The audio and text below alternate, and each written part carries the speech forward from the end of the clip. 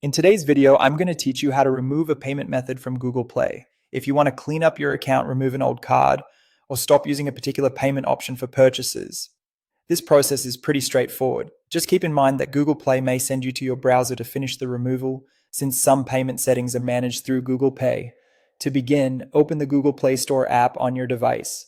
Once the app is open, look to the top right corner of the screen and tap on your profile icon. This is where Google keeps your account and Play Store settings, so it's the starting point for managing anything related to payments, subscriptions, and account preferences. After that, select Payments and Subscriptions.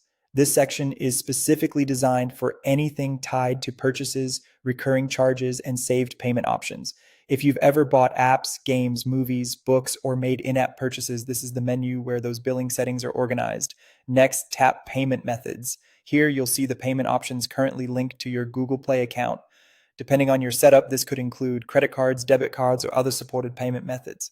Take a moment to make sure you're in the right place before moving on. Now scroll down until you find more payment settings and tap it. When you do this, Google will open your web browser and take you to the Google Pay payment management page. That's normal, so don't worry if the app switches over to the browser. Some payment methods can't be fully removed directly inside the Play Store app, which is why Google redirects you here. Once the page loads, find the card or payment method you want to delete. Make sure you're selecting the correct one, especially if you have multiple saved options. When you found it, tap Remove.